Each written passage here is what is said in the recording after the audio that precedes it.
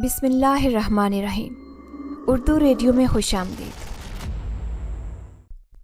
میرا نام مہر النساء ہے، لیکن سب پیار سے مہر بلاتے ہیں۔ میں حافظ قرآن ہوں اور گھرداری کرتی ہوں۔ میں اپنی زندگی بہت اچھی گزار رہی تھی۔ ماں باپ کی اکلوتی ہونے کے ناطے مجھے ہر چیز بنا کہے میسر ہوتی اور بے پناہ لاڈ پیار بھی ملتا رہا۔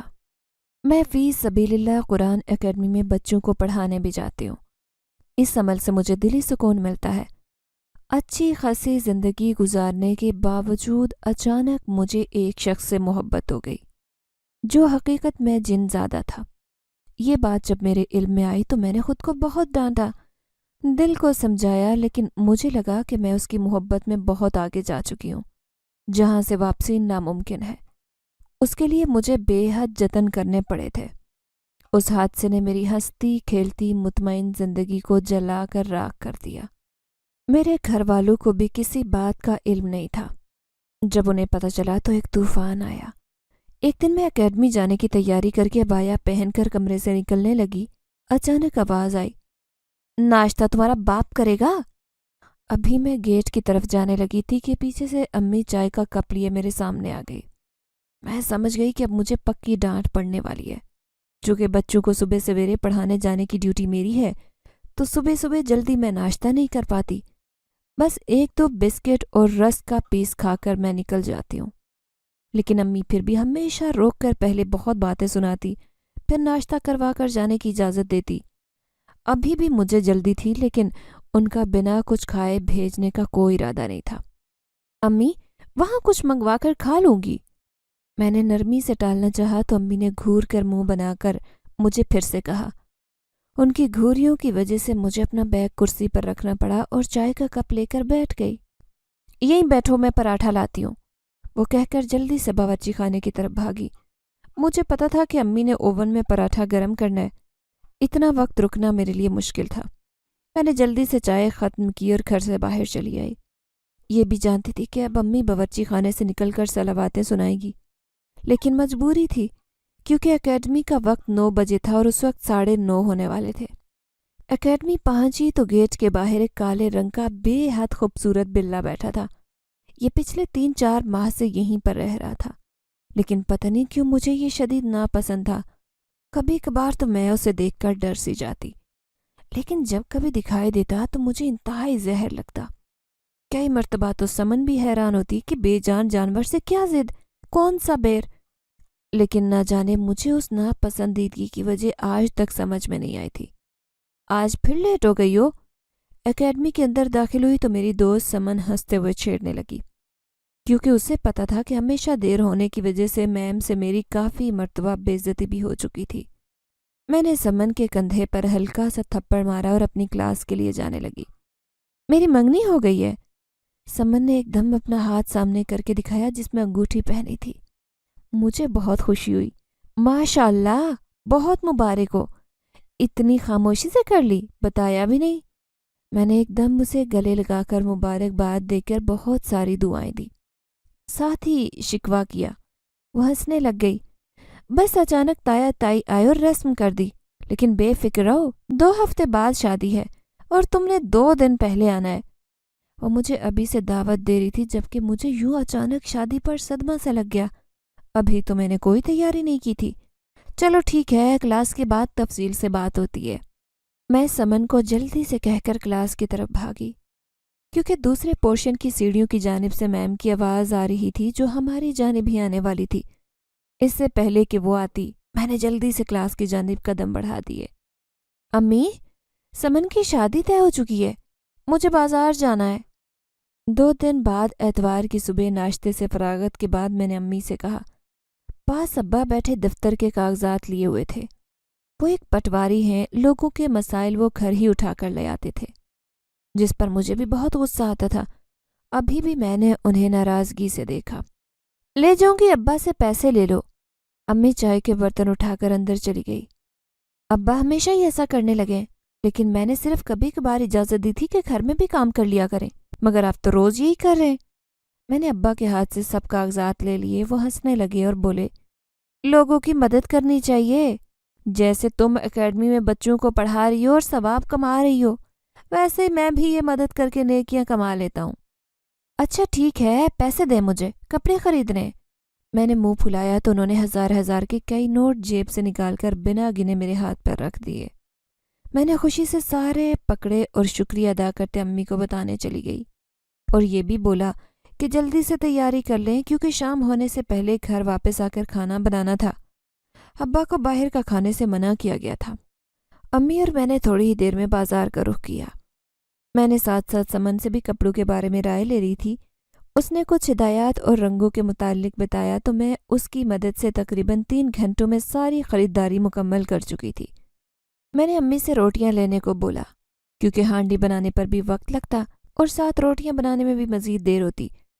ابا شوگر کے مریض تھے، انہیں بھوک جلد لگ جاتی۔ امی تندور والے کی طرف گئے تو میں سڑک کے کنارے کھڑی ہو کر امی کا انتظار کرنے لگی۔ اچانک میرے قدم سڑک پر چلتی گاڑیوں کی جانب چل پڑے۔ ابھی میں آگے بڑھی ہی تھی کہ دائیں جانب سے ایک ٹرک آیا۔ امی دور سے ہی دیکھ کر چلائیں تو میں ہوش میں آ کر مڑ کر ٹرک کو دیکھنے لگی۔ مجھے لگا کہ ابھی مجھے کچل کر چلا جائے گا، لیکن کسی نے مجھے پیچھے کی طرف دھکا دیا اور میں سڑک کے کنارے کی جانب لڑکھڑاتی ہوئی گھوم گئی، لیکن گری نہیں۔ سر جھٹکا تو دائیں بائیں دھکا دینے والے کو دیکھا جس نے میری جان بچائی تھی، لیکن وہ مجھے کہیں نظر نہیں آیا۔ امی چیختی ہوئی میرے پاس آئی اور میرا ہاتھ اور بازو ٹٹول کر دیکھنے لگی کہ کہیں مجھے لگی تو نہیں۔ امی کچھ نہیں ہوا، میں بالکل ٹھیک ہوں۔ میں نے انہیں مطمئن کرنے کی کوشش کی، لیکن وہ میری بات نہیں سن رہی تھی۔ سڑک کنارے لوگ ہمیں عجیب نظروں سے دیکھ رہے تھے۔ مجھے شرمندگی محسوس ہونے لگی۔ یہ تمہیں کیا ہوا تھا؟ پہلے اپنے آپ سڑک کی طرف چل دی، پھر خود ہی پیچھے کی طرف گری۔ طبیعت ٹھیک ہے نا؟ امی نے پریشانی سے پوچھا تو میں حیران رہ گئی۔ پتہ نہیں، سمجھ نہیں آیا، لیکن کسی نے مجھے بچا لیا تھا، لیکن وہ ملا نہیں، پتہ نہیں کون تھا۔ میں نے نرمی سے بتایا تو امی بھی مجھے عجیب نظروں سے دیکھنے لگی، جیسے میں نے کوئی غلط بات کہہ دی ہو۔ لیکن میں نے تو نہیں دیکھا کہ تمہیں کسی نے بچایا ہو۔ ان کے چہرے کے تاثرات کافی حیرانگی کا منظر پیش کر رہے تھے۔ ایسے کیسے میں خود پیچھے گری تھی؟ مجھے تو کسی نے بچایا تھا۔ ہاں، لیکن میں اسے دیکھ نہیں پائی۔ میں خود ڈر سی گئی، خود ہی بڑبڑاتے ہوئے نا سمجھی سے امی کو دیکھنے لگی۔ امی، آپ مذاق کر رہی ہیں؟ کیا پتہ آپ نے ادھر ادھر دیکھا ہو تب آپ دیکھ نہیں پائی؟ میں نے امی کو جھنجھوڑ کر پوچھا۔ میں کیوں مذاق کروں گی؟ تم پاگل ہو گئی ہو کیا؟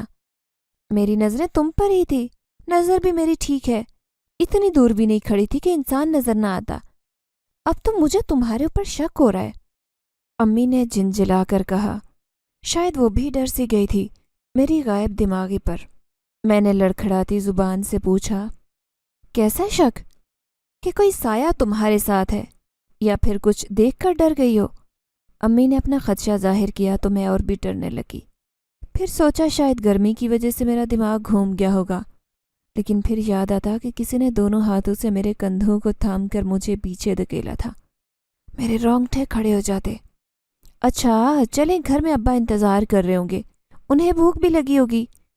میرے خیال میں آپ ٹھیک کہہ رہی ہیں، کوئی نہیں تھا، بس سر درد کی وجہ سے مجھے سمجھ نہیں آیا۔ میں نے مطمئن ہو کر امی کو مسکرا کر کہا تاکہ وہ پریشانی میں مبتلا نہ ہوں۔ ابھی بھی وہ میری باتوں سے کافی حد تک حیران نظر آ رہی تھی۔ اگر ایسے نہ کہتی تو وہ اگلے کئی دن تک ایسے ہی پریشان کشمکش میں رہ کر سوچتی رہتی۔ واپسی پر میں اپنے کپڑے درزی کو دے کر آئی تھی کہ جلدی سے سلائی کر دے۔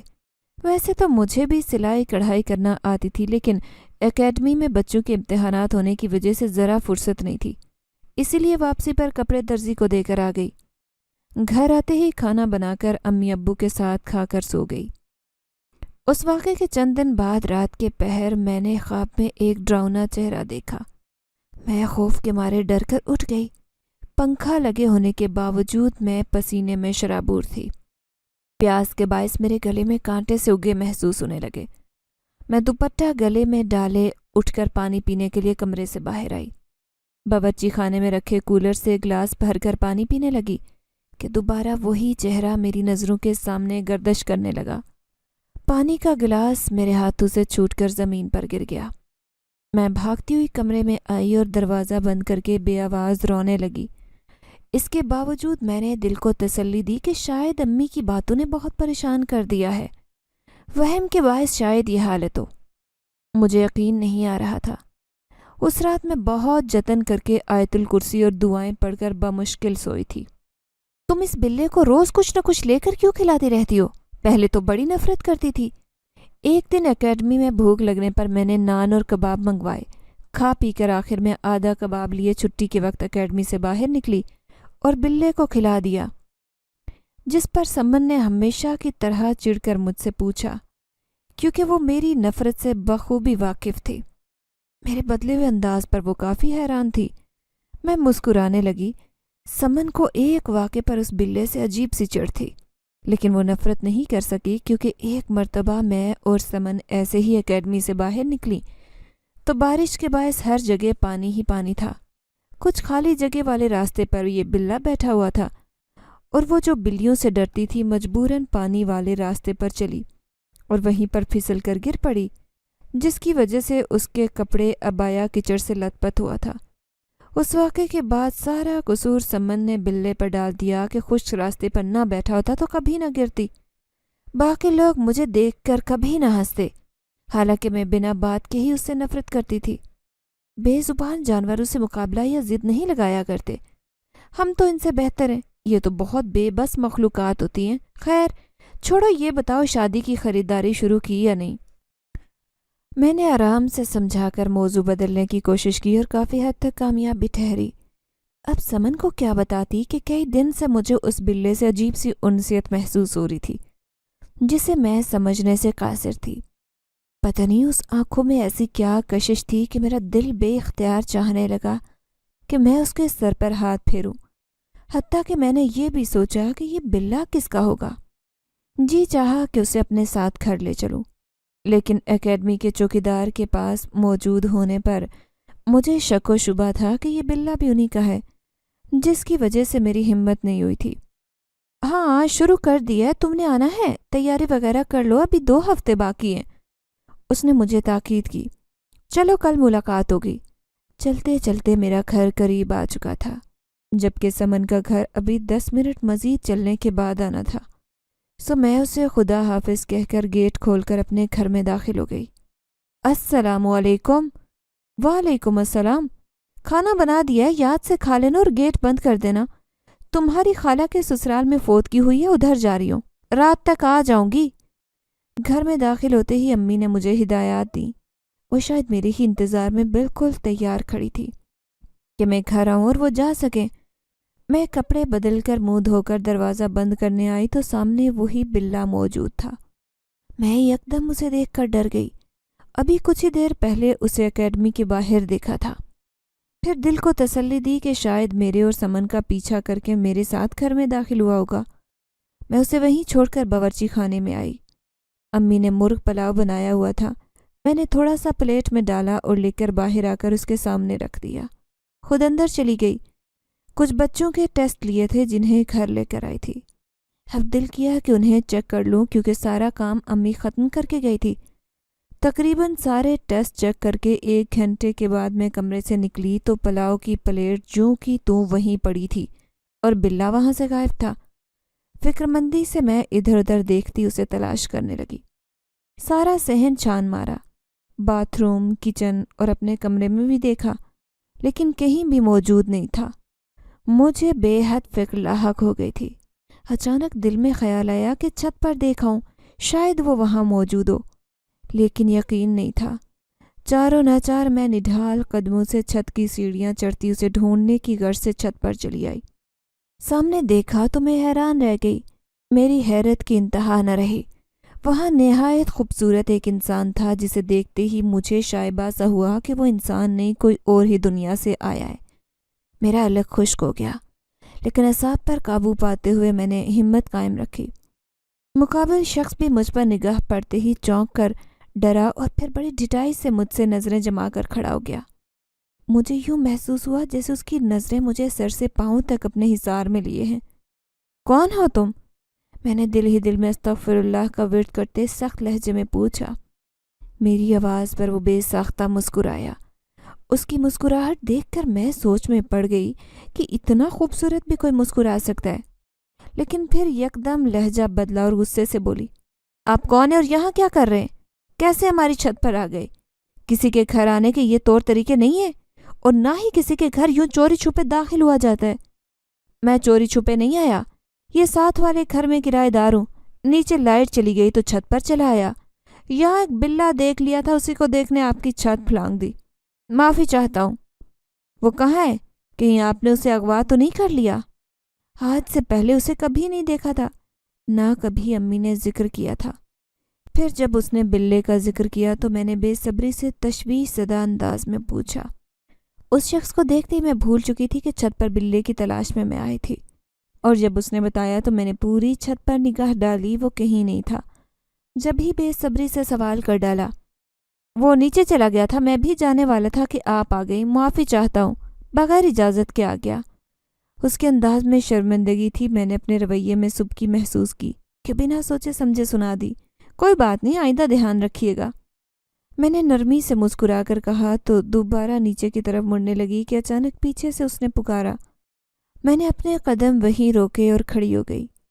اسے پیچھے پلٹ کر دیکھنے کی مجھے ہمت نہیں ہوئی تھی۔ ویسے آپ کی آواز بے حد خوبصورت ہے، دل چاہتا ہے کہ آواز سنتا رہوں۔ میں جان سکتا ہوں کہ اس خوبصورت آواز والی لڑکی کا نام کیا ہے؟ اس کی سحر زدہ گھمبیر آواز میں کی گئی تعریف نے میرے دل کے تار چھیڑ دیے۔ دھڑکنیں تیز ہو گئی۔ آج سے پہلے کبھی کسی نے میری تعریف نہیں کی تھی۔ دل بے اختیار دھڑکتا جا رہا تھا۔ میں پہلی نظر میں ہی اس شخص کی شخصیت سے کافی مروب ہو چکی تھی۔ مہر النساء نام ہے، لیکن سب مہر کہتے ہیں، میں نے قدرے دھیمی آواز میں جواب دیا۔ آواز کے ساتھ نام بھی بہت پیارا ہے، لیکن میں مہر نہیں کہوں گا، میں مہرو نام سے بلاؤں گا، اگر اعتراض نہ ہو تو۔ اس نے بے تکلفانہ لہجے میں بتایا تو مجھے اس کی بے تکلفی تھوڑی عجیب سی لگی۔ ویسے میرا نام حدید ہے، آج سے ہم دوست ہیں۔ وہ بنا میری اجازت کی دوستی کا اعلان کرتے ہوئے مسکرایا۔ مجھے اپنا دل ڈوبتا ہوا محسوس ہوا۔ نہ جانے کیا سحر تھا جو پہلی ملاقات میں ہی میرا دل اس کی جانب کھینچا چلا جا رہا تھا۔ پھر بھی مجھے اپنے اعصاب پر قابو کر کے اپنا لہجہ تھوڑا سا کرخت کرنا پڑا۔ میں لڑکوں سے دوستی نہیں کرتی، خدا حافظ۔ یہ کہتی میں سیڑھیاں اتر کر نیچے چلی آئی اور ارد گرد دیکھنے لگی۔ بلہ پلاؤ کی پلیٹ چٹ کر چکا تھا اور وہیں خالی پلیٹ کے پاس بیٹھے دم ہلائے جا رہا تھا۔ اس کی چمکتی آنکھوں کی روشنی نے ایک پل کو میری آنکھیں بھی چندیا دی۔ میں اسے چھوڑ کر رات کے کھانے کی تیاری کرنے لگی۔ امی گھر نہیں تھی تو سوچا کہ سبزی بنا لوں۔ مٹر چھیل کر رکھے تھے اور پیاز ٹماٹر کاٹ کر سبزی بنانے میں مصروف ہو گئی۔ ابا کو کال کر کے تندوری روٹیاں لانے کا بھی بول دیا تھا۔ آٹا گوندنا مجھے بہت برا لگتا تھا، اس لیے میں ہمیشہ ابا سے منگوا لیتی تھی۔ بلہ میرے آگے پیچھے ہی گھومتا رہا، کبھی چمچ اٹھانے جاتی تو میرے پیچھے، کبھی چند پلیٹیں دھونے بیسن کی جانب جاتی تو بھی میرے ساتھ ساتھ رہتا۔ میں چڑ سی گئی تھی، کچھ کہہ بھی نہیں سکتی تھی۔ اسے میری کیا سمجھ آئے گی؟ ایک جگہ ٹک کر بیٹھ جاؤ، کیوں پیچھے پیچھے چلے آ رہے ہو؟ میں خود سے تھوڑی تیز آواز میں بڑبڑاتے ہوئے برتن پٹک رہی تھی تو وہ باہر چلا گیا۔ میری حیرت کی انتہا نہیں رہی تھی۔ کیا اسے واقعی میری بات سمجھ آئی تھی یا پھر خود ہی تھک کر باہر چلا گیا؟ میں بلا وجہ کی سوچوں میں گھرے ہانڈی بنا کر باہر اس کے پاس ہی چلی آئی۔ وہ سر زمین پر رکھے چت لیٹا تھا۔ تم بہت پیارے ہو۔ میں نے بلے کو گود میں لے کر اس کے سر پر ہاتھ پھیرا تو اس کی آنکھوں کی چمک مزید تیز ہو گئی۔ بلے نے میرا دوپٹہ اپنے منہ میں ڈالا، جسے میں نے نرمی سے نکالا اور سوچا کہ شاید اسے بھوک لگی ہے۔ ایک پلیٹ سے اس کی بھوک نہیں مٹی ہوگی۔ اسے اتار کر میں اٹھی اور خالی پلیٹ اٹھائے باورچی خانے کی جانب بڑھ گئی تاکہ بلے کے لیے اور پلاؤ ڈال کر لے آؤں، اور جب پلاؤ ڈال کر لائی تو بلہ غائب تھا اور حدید وہاں کھڑا تھا۔ سامنے اسے پا کر میں بے حد حیران ہوئی کہ وہ گھر میں کیسے داخل ہوا جبکہ دروازہ بھی بند کیا تھا۔ آپ اندر کیسے آئے؟ کافی دن سے میں بہت ڈری رہنے لگی تھی، جس کی بنا پر مجھے ڈر محسوس ہوا۔ وہ میرا خوف دیکھ کر بھی ہنس رہا تھا۔ دیوار پھلانگ آیا ہوں، دراصل مجھے پلاؤ کی خوشبو آئی تو مجھ سے رہا نہیں گیا، اس نے کہا اور میرے ہاتھ سے پلاؤ کی پلیٹ چھین لی۔ इस अमल में उसका हाथ मेरे हाथ से टकराया। मुझे लगा जैसे किसी ने मेरे हाथ पर बर्फ़ का टुकड़ा मल दिया हो, लेकिन मुझे छलांग की आवाज़ नहीं आई। मेरा दिमाग उस वक्त तेज़ चल रहा था और हाथ भी कांप रहे थे। हदीद में न जाने कैसी तुलसमाती ताकतें थीं जो मुझे उसके चेहरे का तवाफ़ करने पर मजबूर करने लगी। मैं आराम से कूदा था। उसने धीरे से जवाब दिया, ये बिल्ली की प्लेट है, मत खाए, मैं और लाती हूँ। मैंने उसे घबरा कर बोला तो बिना कुछ कहे तेज़ तेज़ खाए जा रहा था। नहीं, कोई बात नहीं, वैसे आपकी अम्मी ने पुलाव अच्छा बनाया है। रुग़बत से खाते उसने कहा तो मैं सोचने लगी कि इसे कैसे पता चला कि अम्मी ने पुलाव बनाया है, और पूछ भी डाला, आपको कैसे पता? आम सी बात है, आपके लहजे और हाथों से नहीं लगता कि आप घर का काम करती हैं। चंद लम्हे बाद वो मुझे देखते हुए हंसकर बोला, यहाँ पर बिल्ला मौजूद था, आपने उसे कहीं देखा है? मैंने इर्द गिर्द देखते हुए पूछा। हाँ, वो बाहर जाने के लिए दरवाजे से लपक रहा था। मैंने दरवाज़ा खोलकर उसे बाहर भेज दिया। हदीद पुलाव की प्लेट चंद मिनटों में चट कर चुका था। जब वो खाकर प्लेट देकर शुक्रिया अदा करके दोबारा दीवार से ही फलांगने को आगे बढ़ा तो मैंने उसे रोक कर दरवाजे से जाने को बोला।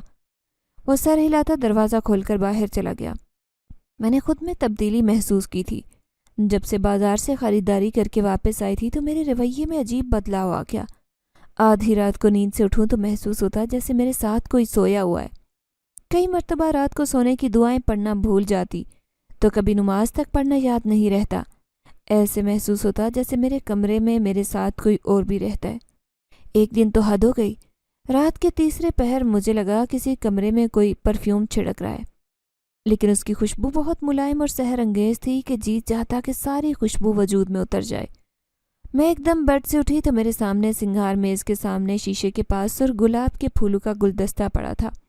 मैं डर के मारे बेड से उतरी, फूलों का गुलदस्ता उठाया। उसे पकड़ते ही मेरे हाथ कांप रहे थे। इससे बढ़कर हैरानी की बात यह थी कि वो महक पूरे कमरे में छाई थी जो उन फूलों से आ रही थी, जबकि ये खुशबू गुलाब के फूलों की जैसी नहीं थी। मैं डरते डरते फूल नाक तक लाई और गहरी सांस खींचकर खुशबू अंदर उतारी। जैसे जैसे खुशबू अंदर उतरती जा रही थी मैं नशे किसी कैफियत में जाने लगी। मैं आपको बेपनाह चाहता हूँ, कमरे से एक आवाज़ गूंजी। मैंने पलटकर चारों तरफ देखा लेकिन कोई नहीं था। कौन हो तुम, सामने आओ, मैंने डरते हुए कहा कि शायद कोई सामने आ जाए। अभी भी मुझे लग रहा था कि मैं किसी ख्वाब की कैफियत में हूँ। जब तक सामने नहीं आऊँगा जब तक आप ये तस्लीम नहीं करेंगी कि आप भी मुझसे मोहब्बत करती हैं। आवाज़ दोबारा कानों से टकराई तो मुझे गुस्सा आने लगा। मैंने अपने हाथ कानों पर रखे और ऊंची आवाज़ में बोली, मैं तुम्हें जानती नहीं तो मोहब्बत कैसे कर सकती हूँ? क्यों मेरा पीछा कर रहे हो? तुम किसी को नज़र भी नहीं आते, आखिर हो कौन? क्यों मुझे तंग कर रहे हो? तुम्हारी वजह से मैं बेसुकून हो रही हूँ।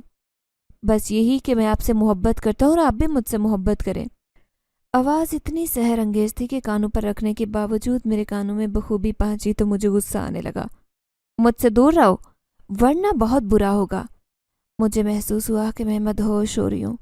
आखिरी बार नीम बेहोशी में मेरे लबों से यही अल्फाज निकले थे और मैं होश खोने लगी। यह खुशबू किसी नशे की मान थी जो धीरे धीरे मेरे पूरे वजूद में सरायत करती जा रही थी। चंद ही लम्हों में मैं ज़मीन पर होशो हवास खोकर गिर गई। सुबह उठी तो बेड पर मौजूद थी। फूलों का गुलदस्ता मेरे तकिए के पास पड़ा था। पहले तो काफ़ी देर तक मैं हवास में नहीं आई, लेकिन जैसे ही जहन पर जोर दिया तो सब याद आया और सोचने लगी कि बेड पर कैसे आ गई। फिर ख्याल आया कि बहुत मर्तबा कभी कभी मेरे कमरे में अम्मी भी आकर मुझे एक नज़र देख जाती हैं। कल रात देखा होगा तो अब्बा के साथ मिलकर बेड पर डाल दिया होगा। मैं मुतमईन होकर बेड से उतरी और बाहर की जानिब आने को कमरे से निकली तो अम्मी कुरान पढ़ रही थी और अब्बा उसी पल मस्जिद से लौटे थे, लेकिन उनके चेहरे पर मेरे लिए कोई परेशानी या फिक्र के आसार नहीं थे। चूँकि मैं ज़मीन पर गिरी थी तो कम अज़ कम अम्मी परेशान तो होती और पूछ लेती। मैं खुद ही दिल में लड़ती झगड़ती डरने लगी कि शायद मुझे वहम लाहक हो गए। कमरे में पड़ा फूलों का गुलदस्ता तो मेरा वहम नहीं हो सकता। आपने सुबह सुबह गुलाब के फूल कहाँ से तोड़े? मैंने हैरत से पूछा तो अम्मी अजीब नज़रों से इधर उधर देखने लगी। कहाँ है फूल?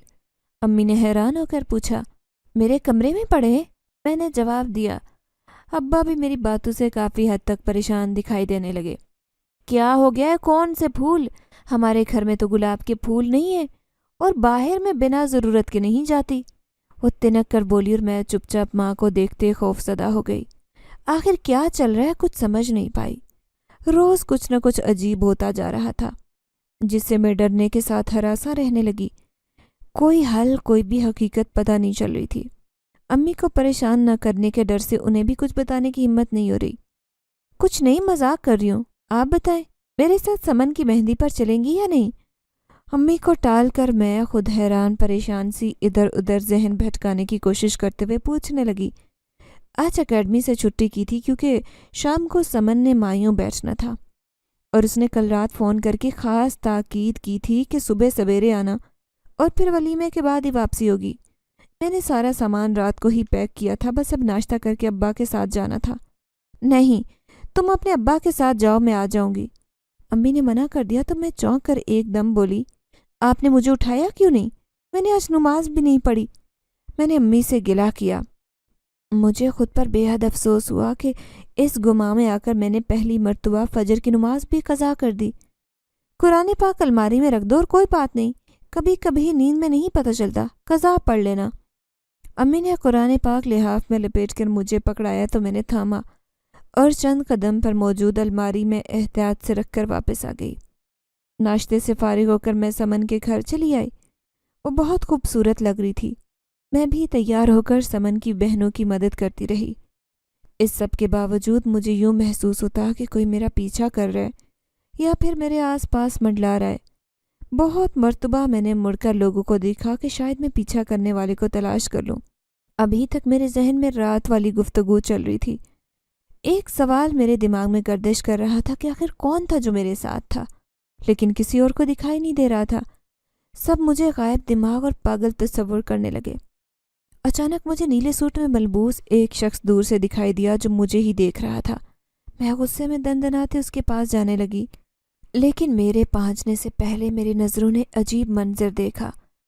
اس شخص کا سر یوں میز پر لگا جیسے اسے کسی نے شدت سے تھپڑ مارا اور وہ سیدھا میز سے جا لگا، لیکن تھپڑ مارنے والا دکھائی نہیں دے رہا تھا۔ میں سمجھ گئی کہ کچھ تو ہولناک ہے۔ یہ وہی رات والا تھا جس نے مجھے خوشبو کے زیر اثر بے ہوش کیا تھا، اور اب دوسرے شخص کے مجھے دیکھنے پر اس نے تھپڑ مار دیا اسے۔ میں دوبارہ سامنے دیکھنے لگی تو اب وہ شخص مجھ سے نظریں ہٹائے بھاگ گیا۔ کیا ہوا ہے، کچھ کھوئی سی لگتی ہو؟ سمن نے بارات کے دن پوچھا۔ آج کے دن مجھے یوں لگا جیسے مجھے کوئی دیکھ نہیں رہا۔ میری بے چینی بڑھ رہی تھی کہ آج وہ دیکھنے والا کدھر گم ہے۔ کچھ بھی نہیں، تم بہت پیاری لگ رہی ہو، میں نے سمن کو ٹال کر کہا اور بارات کے استقبال کے لیے باہر چلی گئی۔ مجھے سمجھ نہیں آ رہا تھا کہ بازار میں جان بچانے والا کون ہے اور حدید کون ہے۔ کوئی انجان مجھ سے محبت کرتا ہے؟ ان الفاظ نے مجھے ذرا خوشی نہیں دی، جبکہ مجھے حدید سے محبت ہو گئی تھی، اور جو دکھائی نہ دینے والا تھا اس سے بے حد ڈر محسوس ہوا۔ بارات کے جاتے ہی سمن کے گھر رک گئی۔ سمن کے گھر کے سبھی افراد اداس تھے۔ رات دیر تک باتیں ہوتی رہی۔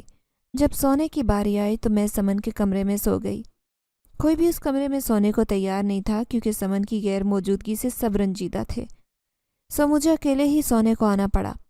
بستر پر لیٹتے ہی میں کافی دیر تک حدید اور نامعلوم دکھائی دینے والے انسان کے بارے میں سوچتی رہی۔ تھکاوٹ کے باعث نیند جلد مجھ پر مہربان ہو گئی۔ ابھی 5 منٹ گزرے تھے کہ میری نظروں کے سامنے ایک بھیانک چہرہ لہرایا۔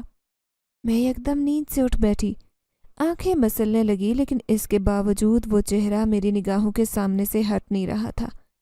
یہ وہی چہرہ تھا جو کچھ دن پہلے بھی مجھے ڈرا چکا تھا، جسے میں نے وہم اور خدشہ جان کر نظر انداز کر دیا۔ ابھی بھی میری حالت بگڑ سی گئی تھی۔ جی چاہا کہ امی کی گود میں سر رکھ کر سو جاؤں، لیکن رات کے 2 بجے یہ بھی ممکن نہیں تھا۔ امی کو میں نے روکا تھا کہ آج رک جائیں، لیکن گھر پر ابا کے اکیلے ہونے پر امی باراتیوں کے رخصت ہوتے ہی گھر چلی گئیں، جبکہ مجھے سمن کی امی اور بہنوں نے بے حد اصرار کر کے روک لیا تھا۔ ڈر اور بے چینی کی وجہ سے ساری رات اس آنکھ مچولی نے مجھے صبح کے اجالے تک پریشان کیے رکھا۔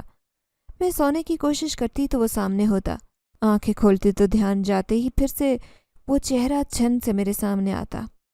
صبح ہوتے ہی نماز پڑھ کر 2 گھنٹوں کے لیے سوئی اور مہمانوں کی موجودگی کے باعث جلد اٹھ گئی کیونکہ ولیمے کی تیاریاں بھی کرنی تھی۔ ولیمہ ہوتے ہی میں گھر لوٹ آئی۔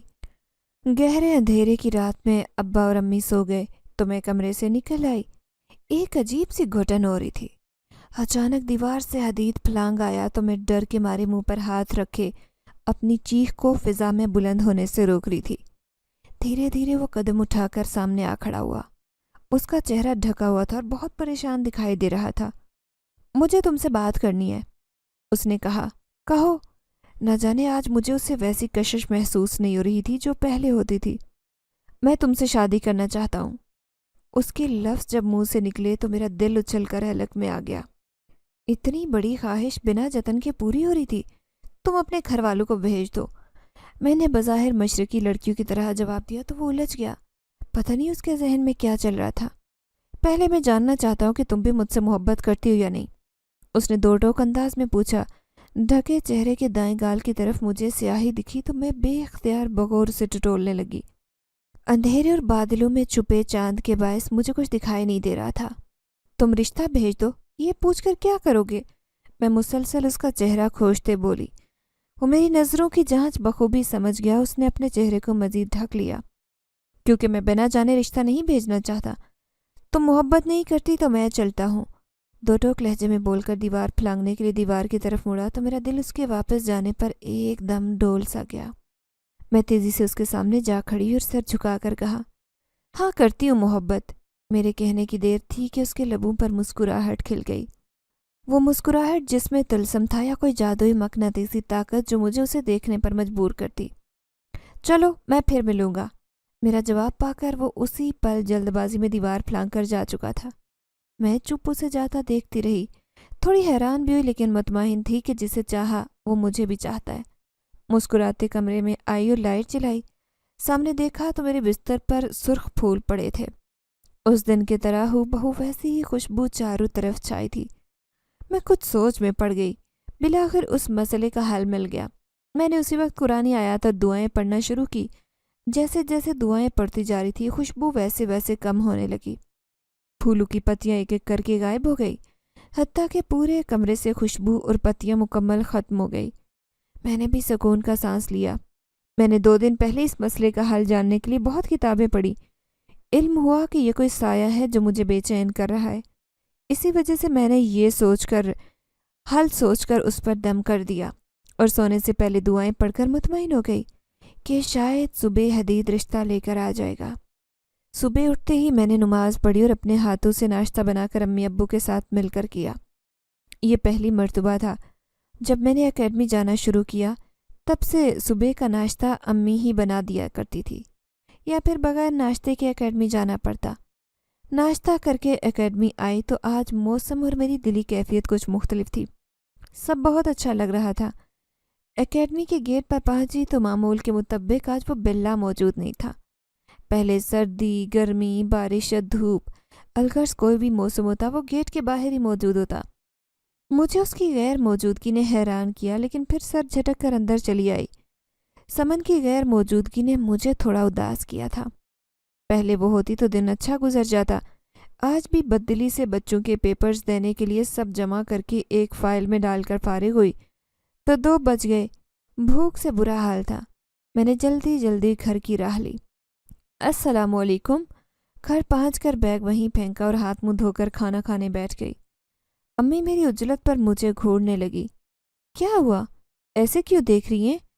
میں نے مسکرا کر نوالا منہ میں ڈالتے ہوئے پوچھا۔